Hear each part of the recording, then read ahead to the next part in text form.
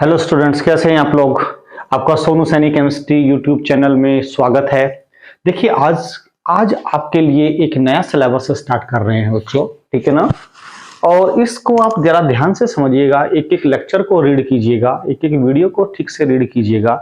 और ये जो हम आपके लिए स्टार्ट कर रहे हैं, ये देख रहे होंगे आप लोग, टारगेट नीट IIT JEE, यानी कि टारगेट कोर्स है, ठीक है, जो लगभग 1 ईयर के लिए होता है। ठीक है, ये कम से कम 8 से 10 महीने तक रेगुलर चलेगा। एक एक टॉपिक इसमें डिस्कस किया जाएगा पूरे सिलेबस का, चाहे वो 11th हो चाहे 12th हो, और यानी कि with reference to NEET and IIT JEE। Clear. उसमें एक एक टॉपिक आपको डिस्कस किया जाएगा, एक एक चैप्टर का एक एक टॉपिक विद ऑब्जेक्टिव्स। क्लियर। और इसको आप ध्यान से पढ़िएगा, मैं गारंटी देता हूं इस केमिस्ट्री के टारगेट कोर्स में अगर आप इसको ध्यान से कर लेते हैं, सारी वीडियोस देख लेते हैं, हो सकता है इसकी वीडियो आपको 200, 300, 400, 500, 1000 तक वीडियो मिल सकती है इसकी, क्योंकि सिलेबस बहुत ज्यादा है, कम नहीं है। सभी चैप्टर डिस्कस किए जाएंगे, लगभग 28 चैप्टर केमिस्ट्री के नीट के सिलेबस में और इतने ही IIT JEE के सिलेबस में है। क्लियर। और विद ऑब्जेक्टिव्स हैं तो बहुत सारी वीडियो बन जाती है, एक एक को आप ध्यान से रेगुलर देखते रहिएगा।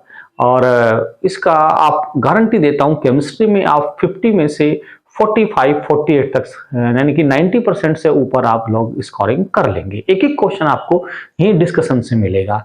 तो देखिए ध्यान से बच्चों, हम पहले स्टार्ट करते हैं जो 12th वाला सिलेबस होता है, यानी कि नीट IIT JEE का जो 12th वाला सिलेबस होता है वो पहले स्टार्ट करते हैं, ठीक है ना। हम सबसे पहला चैप्टर देखिए स्टूडेंट्स, वैसे तो आपके यहाँ ये 12th के सिलेबस में से हट गया है, लेकिन हम लोगों को पढ़ाना तो पड़ेगा ही IIT नीट JEE को देखते हुए, ठीक है ना। देखिए आपके यहाँ चैप्टर जो फर्स्ट है बच्चों, ठीक है, वो है सॉलिड स्टेट।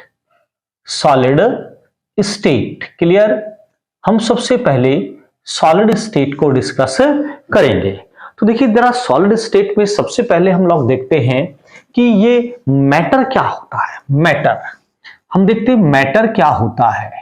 मैटर देखिएगा, मैटर जो होता है वो एनीथिंग, कुछ भी हो सकता है। मैटर मैटर कुछ भी हो सकता है। एनीथिंग यानी क्या, यानी कि जो जिसका अपना एक मास हो, जिसका अपना एक वॉल्यूम हो, जिसका अपना एक वॉल्यूम हो, उसको हम मैटर कह सकते हैं। जैसे हम कहते हैं कि ये एक डस्टर है, इसका एक अपना मास है, अपना एक वॉल्यूम है, ये मैटर है। क्लियर। जैसे हमारे पास ये इंक है, ठीक है ना, ये हमारे पास एक मैटर की फॉर्म में है, इसका अपना एक मास है, एक वॉल्यूम है, एक अपना स्पेस घेर रहा है। दूसरी बात, जिसको हम अपने सेंस ऑर्गन से फील कर सकते हैं, यानी कि इसको हम टच कर सकते हैं, इसको हम देख सकते हैं, इसको हम फील कर सकते हैं। जिसको हम टच कर सकते हैं, फील कर सकते हैं अपने सेंस ऑर्गन से, वो मैटर होते हैं। क्या होते हैं बच्चों? वो मैटर होते हैं। तो एक वर्ड याद रखना, यानी कि मैटर इज एनीथिंग जिसका अपना एक सर्टेन मास हो और जो अपना एक वॉल्यूम रखते हो। क्लियर। वो मैटर होता है। जो मैटर होते हैं वो सॉलिड हो सकते हैं, वो लिक्विड हो सकते हैं और वो गैस हो सकते हैं। यानी कि जो मैटर होता है वो सॉलिड, लिक्विड, गैस तीनों में से किसी भी फॉर्म में हो सकता है। आजकल तो चौथी फॉर्म भी आ गई है, प्लाज्मा। क्या बच्चों? प्लाज्मा फॉर्म भी आ गई है, इसको भी हम बाद में डिस्कस करेंगे। तो हम कह सकते हैं मैटर इन फॉर्म में हो सकता है, ठीक है ना। अब देखिए ध्यान से, हमारे पास दो चीजें होती है स्टूडेंट्स। एक होता है हमारे पास बच्चों इंटरमॉलिक्यूलर फोर्सेस, ठीक है जी, इंटरमॉलिक्यूलर फोर्सेस ऑफ अट्रैक्शन, और एक होता है थर्मल एनर्जी। हम कहते हैं इंटरमॉलिक्यूलर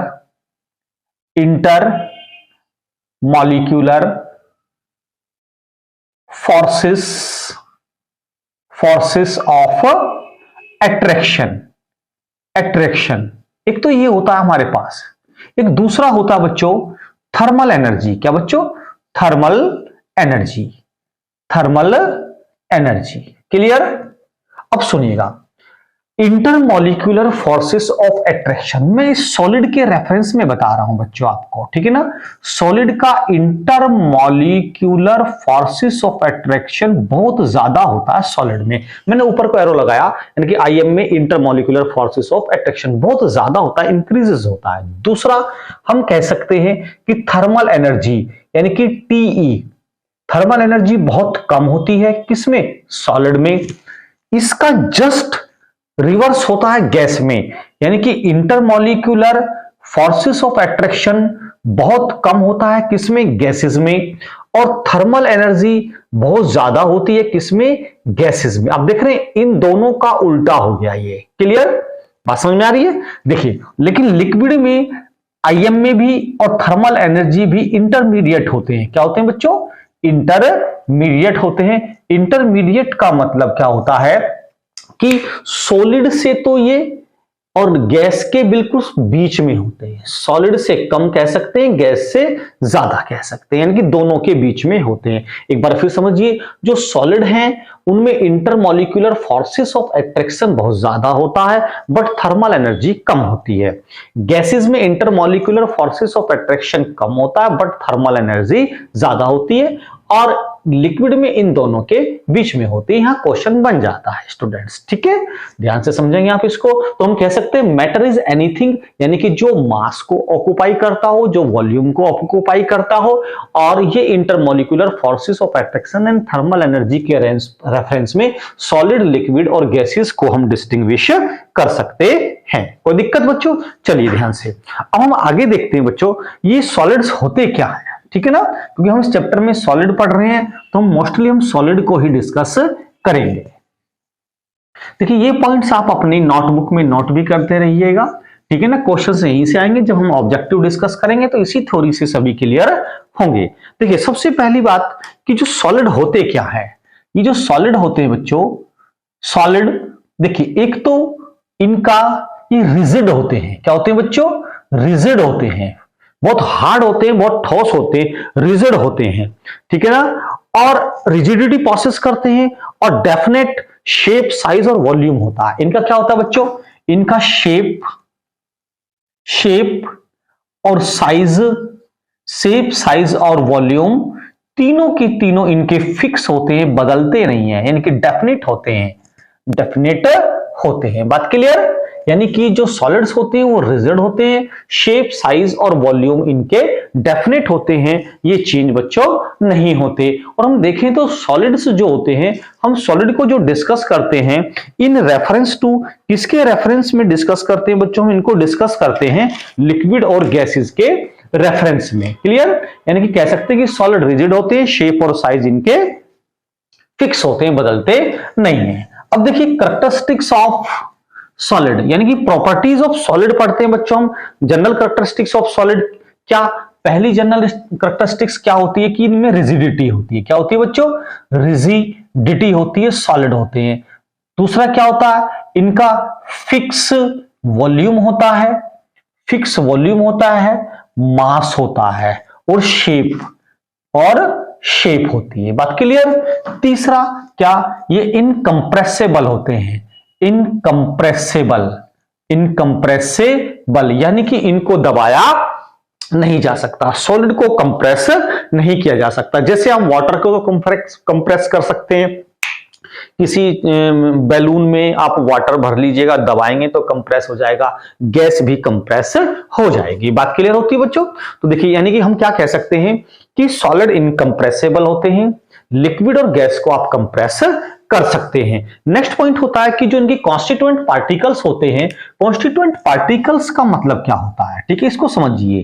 कॉन्स्टिट्यूएंट पार्टिकल्स जो होते हैं, कॉन्स्टिट्यूएंट पार्टिकल्स जो होते हैं, ठीक है, जैसे एटम होते हैं, क्या बच्चों, एटम होते हैं, जैसे मॉलिक्यूल होते हैं, मॉलिक्यूल, और ये आयंस हो सकते हैं। क्या हो सकते हैं बच्चों, आयंस हो सकते हैं। हम कहते हैं कि जो सॉलिड होते हैं उनके कॉन्स्टिट्यूएंट पार्टिकल्स एटम्स हो सकते हैं, मॉलिक्यूल्स हो सकते हैं और आयंस हो सकते हैं, यानी कि इनसे मिलकर बनते हैं, ठीक है ना। जैसे सॉल्ट होता है, नमक होता है, नमक किससे मिलकर बनता है, Na+ से मिलकर बनता है और Cl- से बनकर मिलता है, यानी कि आयन से मिलकर बनता है। दूसरा आप देखते हैं कि जो मॉलिक्यूल देख लीजिएगा, जिसे सॉलिड कार्बन डाइऑक्साइड होती है, जिसको हम ड्राई आइस कहते हैं, ये CO2 होती है। क्या होती है बच्चों?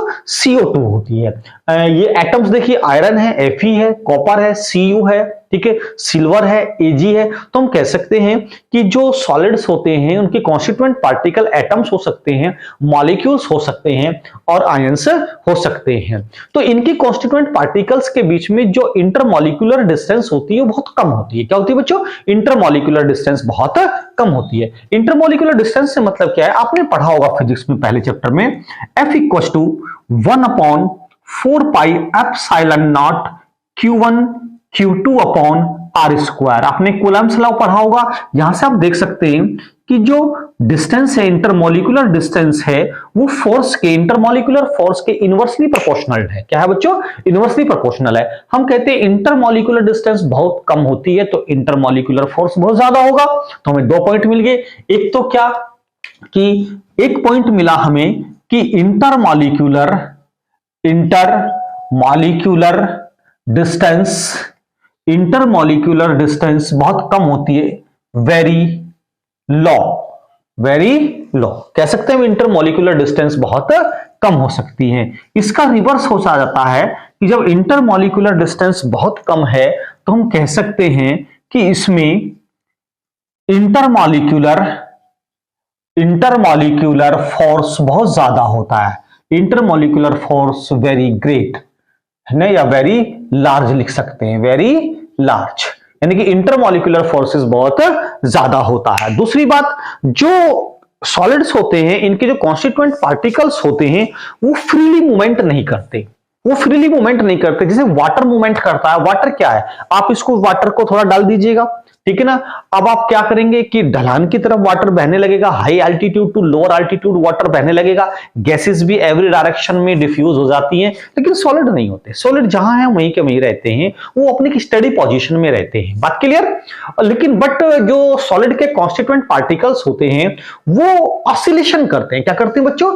ऑसिलेशन करते हैं, अपनी मीन पोजीशन के दोनों ओर ऑसिलेशन करते हैं। मीन पोजीशन कैसे? मान लीजिए हमारे पास कोई सॉलिड का पार्टिकल ये है, ठीक है ना, इसने इधर ऑसिलेशन किया, दूसरे एक पार्टिकल यहां पर इसमें टक्कर लगा दी, और फिर इधर ये ऑसिलेशन किया इसने, इसमें इधर टक्कर लगाई इसने, और ऐसे करते करते करते धीरे धीरे धीरे वो ओरिजिनल पार्टिकल वहीं अपनी मेन पोजीशन पर आ जाता है और एनर्जी ट्रांसफर दूसरे पार्टिकल को करता रहता है। बात क्लियर? तो देखिए हम कह सकते हैं कि सॉलिड के कॉन्स्टिट्यूएंट पार्टिकल्स, एटम्स, मॉलिक्यूल्स और आयंस में फ्रीली मूवमेंट नहीं होता, बट वो अपनी मीन पोजीशन के दोनों ओर ऑसिलेशन करते हैं। बात क्लियर? दूसरी बात, जो सॉलिड्स होते हैं they do not have fluidity, इनमें फ्लूइडिटी नेचर नहीं होती। आई बात समझ में? लीस्ट डिफ्यूजन टेंडेंसी होती है, फ्लूइडिटी नहीं होती। फ्लूइडिटी तो लिक्विड में बहुत ज्यादा होती है, गैसेस में बहुत ज्यादा होती है, डिफ्यूजन गैसेस में बहुत ज्यादा होता है। फ्लूइडिटी टर्म हम लिक्विड के लिए ले सकते हैं और जैसे वाटर के लिए ले सकते हैं, और डिफ्यूजन हम गैसेस के लिए ले सकते हैं, और इनमें कोई फ्लूइडिटी नहीं होती। तो हम लिख सकते हैं they have not possesses, they have not possess fluidity भी इनमें नहीं होती। तो बहुत सारे पॉइंट मिल गए हमें स्टूडेंट्स। देखिएगा कि रिजिड होते हैं, वॉल्यूम, मास, शेप फिक्स होते हैं, इनकम्प्रेसिबल होते हैं, intermolecular distance is very law, intermolecular forces is very high, and they have not possesses fluidity, इनमें फ्लूइडिटी नहीं होती। तो ये हमारे पास क्लियर हो गए आपकी कैरेक्टरिस्टिक्स ऑफ सॉलिड, यानी कि प्रॉपर्टीज ऑफ सॉलिड। क्लियर? चलिए नेक्स्ट पॉइंट पढ़ते हैं। देखिए एक साइंटिस्ट थे रिबी। कौन थे बच्चों? रिबी। इन्होंने क्या किया? साइंटिस्ट रिबी ने क्या किया? यहां पर एक क्वेश्चंस बन जाता है। रिबी एक साइंटिस्ट थे, इन्होंने क्या किया कि जो सॉलिड थे इनको 2 पार्ट्स में डिवाइडेड किया, एक तो क्रिस्टलाइन और दूसरा नॉन क्रिस्टलाइन। देखिए रिबी ने जो सॉलिड्स को डिवाइडेड किया वो 2 पार्ट्स में डिवाइडेड किया on the basis of arrangement of constituent particle. ये ध्यान रखिए, on the basis of arrangement of constituent particle रिबी ने 2 पार्ट्स में डिवाइडेड किया, एक क्रिस्टलाइन दूसरा नॉन क्रिस्टलाइन, जिसको हम एमोर्फस भी कहते हैं। तो हम कह सकते हैं सॉलिड को 2 पार्ट्स में डिवाइडेड किया किन्होंने, साइंटिस्ट रिबी ने। एक तो बच्चों क्रिस्टलाइन, क्रिस्टलाइन, क्लियर। दूसरा हम कह सकते हैं non crystalline, non crystalline, clear, non crystalline. इसको हम एमोर्फस भी कहते हैं। क्या कहते हैं बच्चों? एमोर्फस भी कहते हैं, एमोर्फस सॉलिड भी बोलते हैं। दो पार्ट में डिवाइड किया। पहला हम लेते हैं क्रिस्टलाइन। जो क्रिस्टलाइन होते हैं, तो जो इनकी जो क्रिस्टलाइंस की जो अरेंजमेंट होता है, ज्योमेट्रिकल अरेंजमेंट होता है, वो फिक्स होता है। इनका ज्योमेट्रिकल अरेंजमेंट बदलता नहीं, यानी कि क्रिस्टलाइन सॉलिड के कॉन्स्टिट्यूएंट पार्टिकल्स, एटम्स, मॉलिक्यूल्स और आयंस में एक फिक्स ज्योमेट्रिकल शेप होती है, वो उनकी शेप बदलती नहीं, डेफिनेट ज्योमेट्रिकल शेप होती है, यानी कि 3D शेप होती है। क्या होती है बच्चों? 3D शेप होती है। यानी कि हम कह सकते हैं इनमें definite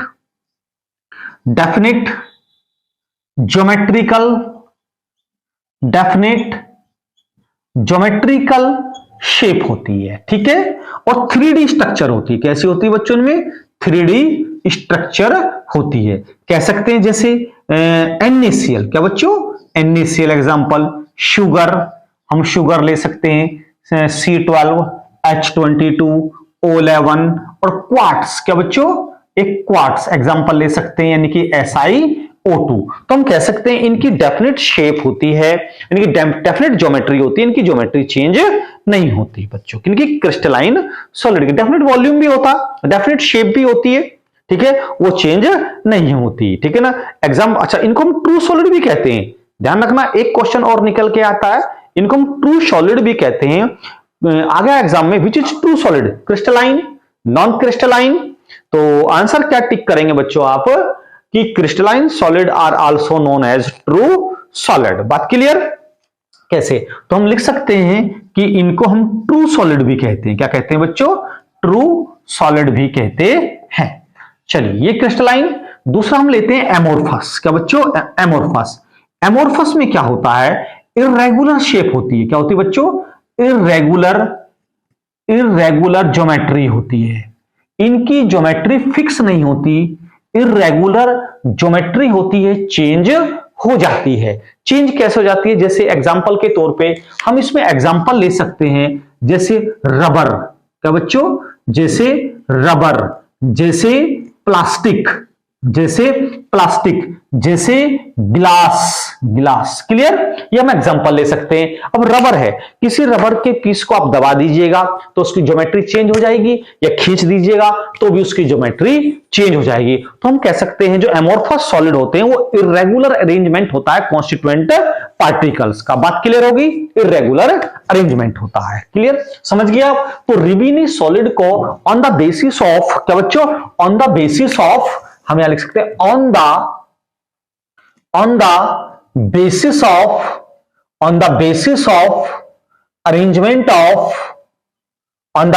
of arrangement of constituent particles।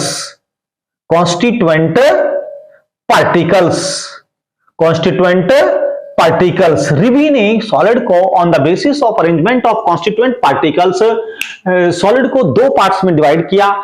Number 1 crystalline, दूसरा नॉन क्रिस्टलाइन। इनको हम एमोर्फस भी कहते हैं। क्रिस्टलाइन क्या? डेफिनेट ज्योमेट्रिकल शेप होती है, 3D स्ट्रक्चर होती है। For example NaCl, sugar, quartz etcetera बहुत हो सकते हैं, आगे चलकर ऑब्जेक्टिव में देंगे आपको। ट्रू सॉलिड कहते हैं, also known as crystalline solids are also known as true solid, clear.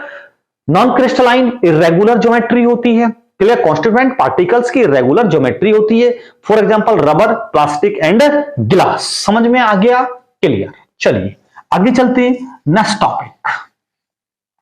एक एक टॉपिक को ध्यान से समझते रहिएगा, और बच्चों आपका फर्ज बनता है अपने मित्रों को ये वीडियो शेयर कीजिएगा, और लाइक और सब्सक्राइब तो आपकी तरफ से बनता है बच्चों। इन वीडियोस की दक्षिणा बस यही होती है कि आप एक सब्सक्राइब कर दें अगर आप नए हैं तो, और बेल आइकन को जरूर दबाएं, तो रोज आपको नए नए नोटिफिकेशन मिलेंगे बच्चों, ठीक है ना। और रेगुलर पढ़ते रहिएगा, अपना टाइम फिक्स बना लीजिएगा वीडियो को सुनने का, देखने का, क्वेश्चन का। जैसे स्टूडेंट्स होते हैं, मैं आपको नेक्स्ट लेक्चर में आपको नीट और IIT जेईई करने का एक पैटर्न, एक तरीका बताऊंगा, जिसको आप फॉलो करते रहिए, उसी के अकॉर्डिंग तैयारी करिए, 100% आपका सिलेक्शन होगा। मैं अपने 23 इयर्स के कैरियर में, ठीक है बच्चों, जो एक्सपीरियंस है आप अंदाजा लगा सकते हैं 23 इयर्स का एक्सपीरियंस है, ठीक है जी। और इसमें कम से कम मान के चलिए 250 स्टूडेंट कम से कम, ठीक है जी। एक बहुत छोटे से एरिया में 250 स्टूडेंट कम से कम एमबीबीएस और आईआईटी जेईई में सेलेक्ट करा चुका हूं, और बहुत छोटे से एरियाज में। आई वाज ज्यादा बड़ा कोई ब्रांडेड नहीं है, कुछ नहीं है, अपना छोटा सा मेरठ के कोने में ही इतने सिलेक्शन दे चुके हैं, और बहुत रीजनेबल चार्जेस पर, ना के बराबर ही बच्चों, ठीक है ना। अगर आप लोग मेहनत करते हैं तो इजीली सिलेक्शन हो जाते हैं। लाख 2 लाख के कोचिंग की कोई आपको ऐसी आवश्यकता नहीं पड़ती बच्चों, इजीली आप सिलेक्शन ले सकते हैं। बहुत आसान पेपर आता है, टफ नहीं आता पेपर बच्चों। बस ये कि निरंतर स्टडी करते रहिएगा, और हर चैप्टर के, जैसे मैं आपको एक यही सॉलिड स्टेट पढ़ा रहा हूं, इस सॉलिड स्टेट के एक चैप्टर के 100 ऑब्जेक्टिव्स तैयार करिए, बढ़िया से तैयार करिए, 8-10 बार तैयार करिएगा। कुल चैप्टर कितने होंगे आपके पास? कुल चैप्टर हो जाते हैं आपके पास 30 चैप्टर मान के चलिए, 30 है नहीं वैसे 28 है, 30 मान लीजिए राउंड फिगर में। और एक चैप्टर के आप 100 ऑब्जेक्टिव तैयार कर लेते हैं, और 3000 ऑब्जेक्टिव आप 10-15 बार कर लेते हैं, तो मैं गारंटी से कहता हूं टोटल आप पेपर क्वालिफाई कर देंगे। चलिए ध्यान से बच्चों, अब आते हैं एक नेक्स्ट टर्म पे आते हैं, आइसोट्रॉपी। क्या बच्चों? आइसोट्रॉपी। एक आइसोट्रॉपी एक टर्म होती है, होती क्या? पहली बात तो ये आइसोट्रॉपी नॉन क्रिस्टल, एक होती है आइसोट्रॉपी, एक होती है एनआइसोट्रॉपी। दोनों को एक साथ समझाता हूं, एनआइसोट्रॉपी। क्लियर? पहली बात तो ये आइसोट्रॉपी है नॉन क्रिस्टलाइन पर, यही क्वेश्चन बनता है बस, नॉन क्रिस्टलाइन पर एप्लीकेबल होती है, और ये क्रिस्टलाइन पर एप्लीकेबल होती है, क्रिस्टलाइन पर एप्लीकेबल होती है। नॉन क्रिस्टलाइन यानी कि जो इसमें रिफ्रैक्टिव इंडेक्स होता है, क्या होता है बच्चों? रिफ्रैक्टिव इंडेक्स होता है, जिसे थर्मल एनर्जी होती है, थर्मल एक्सपेंशन होता है, थर्मल एक्सपेंशन, बहुत सारी प्रॉपर्टीज होती हैं, वो एवरी डायरेक्शन में सेम रहती है, एवरी डायरेक्शन में सेम रहती है। नॉन क्रिस्टलाइन सॉलिड के लिए एवरी डायरेक्शन में सेम रहती है। कह सकते हैं in case of amorphous solid properties like electrical conductivity, refractive index, thermal expansions etcetera are identical in all direction. सभी डायरेक्शन में आइडेंटिकल रहती है, ये चेंज नहीं होती। और जैसे फॉर एग्जांपल इनको हम गैसेस और लिक्विड के लिए लेते हैं, गैसेस और लिक्विड के लिए लेते हैं, और क्रिस्टलाइन यानी कि इसमें लेते हैं सॉलिड के लिए। इसमें क्या होता है? ऑल डायरेक्शन में सारी प्रॉपर्टीज कैसी रहती है बच्चों? ये आइडेंटिकल रहती हैं, आइडेंटिकल रहती है, सेम रहती है, चेंज नहीं होती। लेकिन ये आइडेंटिकल नहीं रहती, ये चेंज हो जाती है। क्या होता है बच्चों? एनाइसोट्रॉपी में चेंज हो जाती है properties. Clear? Anisotropy applicable only for crystalline solid, isotropy applicable only for non crystalline solid, और refractive index, thermal energy, thermal expansion, electrical conductivity extras, सब ये गैसेस और लिक्विड पर एप्लीकेबल होती हैं, और सभी डायरेक्शन में एक जैसी रहती हैं, और ये चेंज हो जाती हैं। बात क्लियर? मैं समझता हूं कि ये आज का लेक्चर आपको समझ में आ गया होगा। तो आज हम पहला दिन है, पहला लेक्चर है, तो आपके लिए छोटी वीडियो बना रहे हैं। नेक्स्ट लेक्चर में धीरे धीरे हम आपको इंक्रीज करते चले जाएंगे। मैं समझता हूं कि आपको पसंद आया होगा, तो आप लाइक कीजिए, सब्सक्राइब कीजिए और शेयर कीजिए अपने मित्रों को। और बैच स्टार्ट हो चुका है आज ही 10 मार्च से, ठीक है ना। देखिए आपको एक फायदा है स्टूडेंट्स कि मान लीजिए मॉर्निंग में आप लोग पढ़ते हैं क्लासेस, क्योंकि जब हम रेगुलर पढ़ाते हैं तो हम नोट्स भी अपने हाथ से लिखवाते हैं, प्रिंटेड नोट्स नहीं देते, क्योंकि प्रिंटेड नोट्स से एक दिक्कत होती है, स्टूडेंट्स को लिखने की नेचर चली जाती है, लिखते लिखते भी याद हो जाता है बच्चों के। फिर दूसरा, जो हम ऑब्जेक्टिव टाइप सीट देते हैं वो तो हम प्रिंटेड देते हैं, कंप्यूटराइज देते हैं। हर चैप्टर के 100-150 ऑब्जेक्टिव लगभग प्रोवाइड कराएंगे आपको, ठीक है ना। तो ये फायदा होता है कि मॉर्निंग में मान लीजिए आप 1.5 घंटे की केमिस्ट्री क्लास यहाँ पढ़ के गए, और इवनिंग में आप इस पूरे 1.5 घंटे की क्लास को 20-25 मिनट की वीडियो में रिवाइज कर लें, तो डबल बेनिफिट और यहीं कहीं आपको याद हो जाता है। थैंक यू वेरी मच बच्चों।